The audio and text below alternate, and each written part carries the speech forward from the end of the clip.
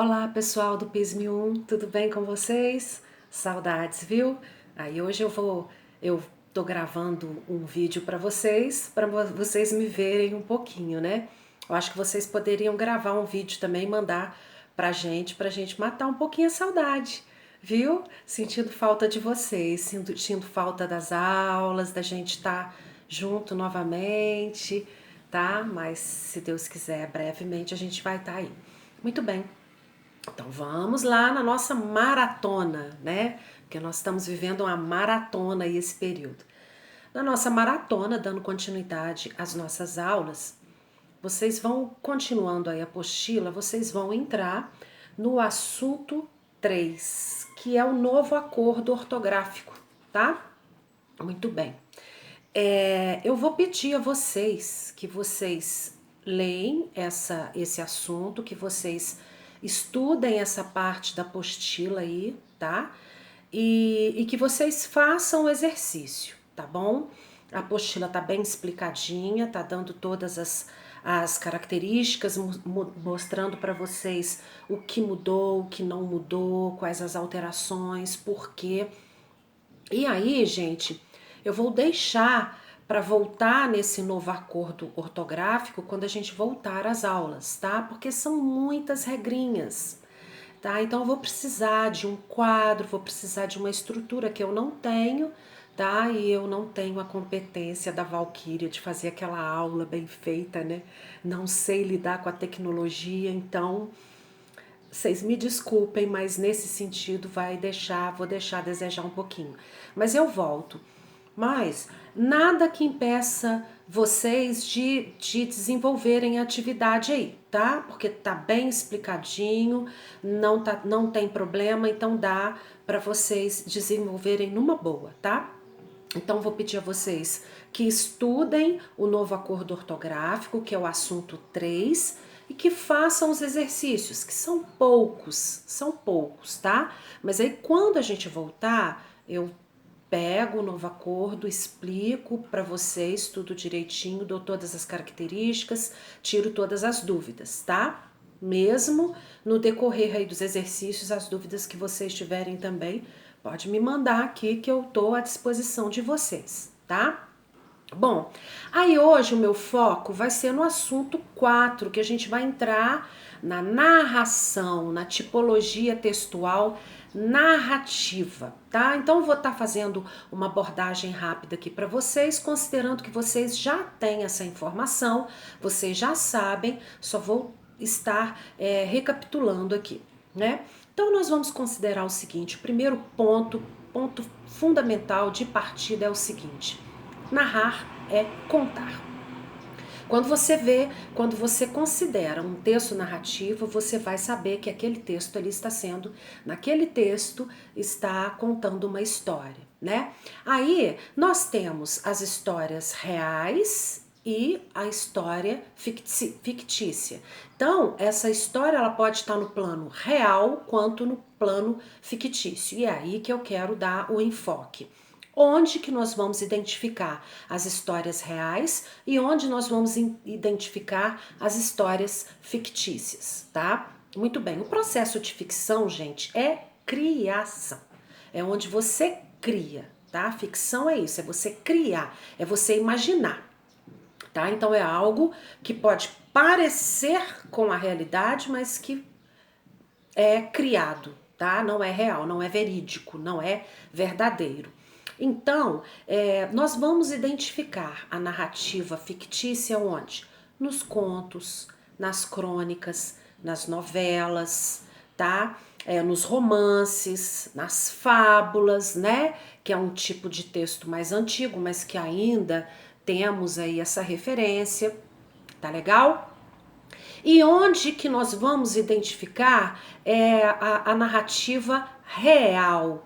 Nós vamos identificar a narrativa real nos textos jornalísticos, nos documentos, em documentários, tá? São aqueles textos que vão te mostrar e te comprovar que aquilo ali é fato, tá? Então a narrativa real, tá, que nós consideramos como relato, é aquela que é baseada em fatos reais, tá?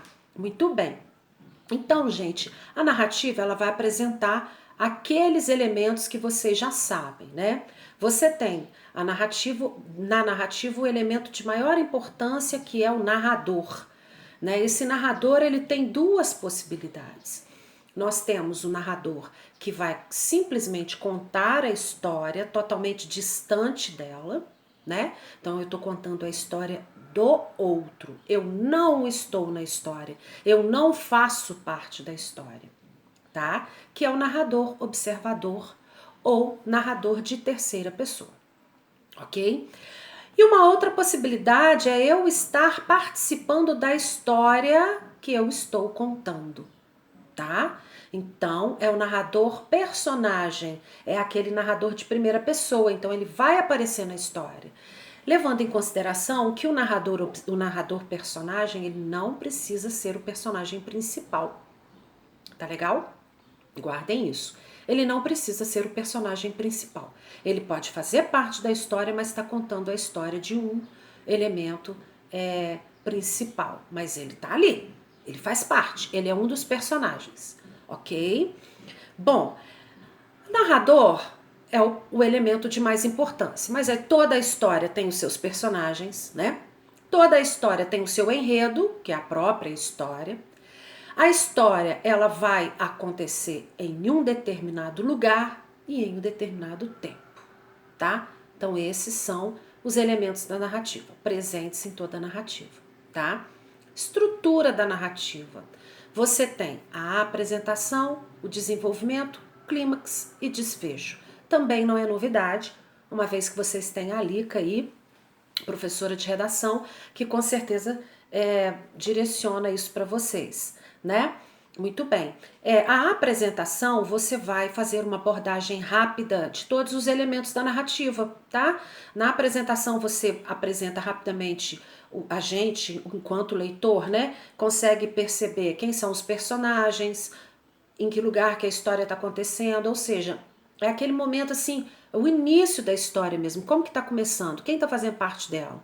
Muito bem, a complicação é o momento que os personagens vão começar a interagir um com o outro e aí, consequentemente, os conflitos vão aparecer, né? O clímax é aquele momento de tensão maior que o leitor fica na expectativa. E agora? O que vai acontecer?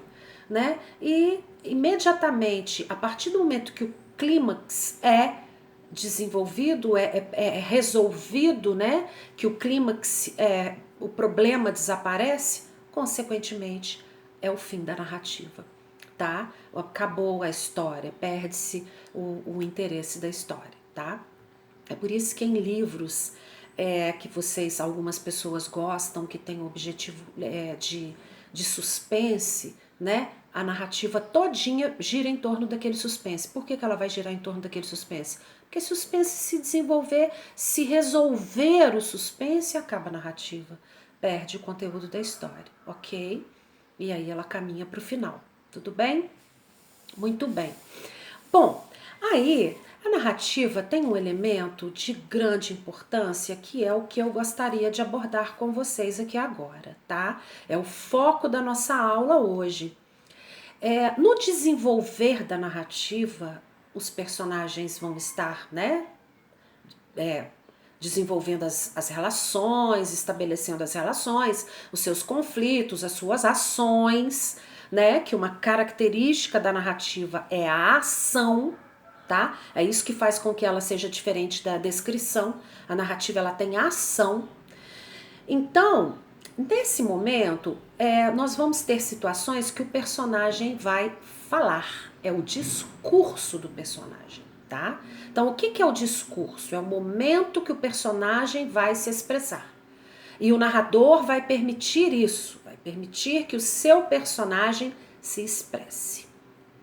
Então, tem 3 possibilidades dessa expressão do personagem. Essa expressão é o que nós chamamos de discurso, tá? Discurso é alguém falando, não é isso? Então, nós vamos considerar o discurso, tá? Ele vai estar falando. Então, como? De que forma que ele vai expressar? Ele tem 3 possibilidades. A primeira possibilidade é ele se expressar diretamente, ou seja, ele falar por ele mesmo no texto, tá? Então ele vai falar por ele mesmo. Você vai perceber no texto a fala na boca do personagem, como eu estou fazendo aqui agora. Eu estou falando, você está percebendo. Olha, Tanuzi, como que eu vou perceber isso no texto? O texto não fala com a gente. Engano nosso, né? O texto dialoga com a gente, sim. O texto não está falando, eu não estou ouvindo a voz do texto. Sim, vamos lá.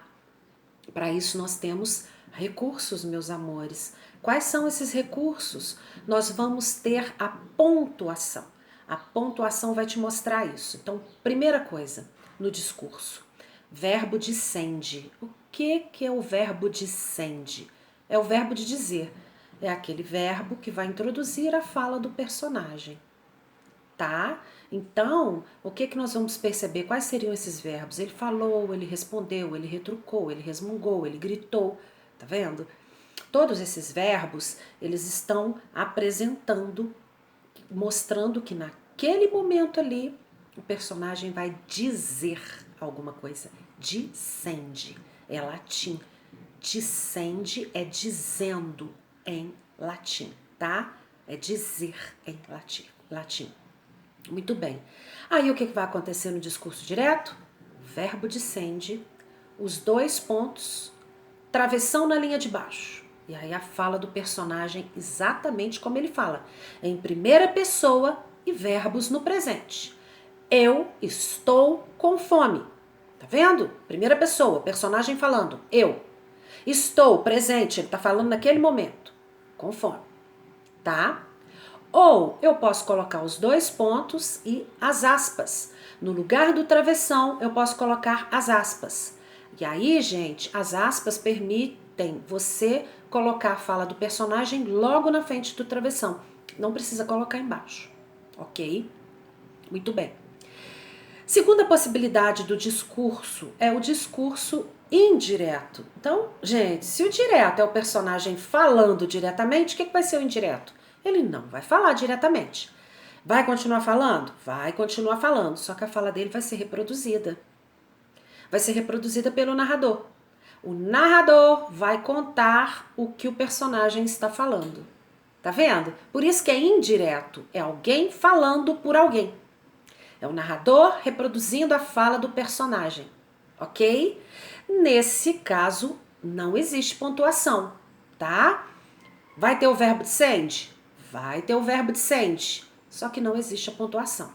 E aí o que vai acontecer? No lugar da pontuação, vão entrar elementos de ligação, recursos coesivos. Na maioria das vezes, o quê? As conjunções, tá? Ou as preposições, ou os pronomes, são esses recursos de coesão. Então, por exemplo, o exemplo que eu dei, eu estou com fome. Então, como que seria isso na forma indireta? A Tanuzi disse que estava com fome. Tá vendo? O que aconteceu aí?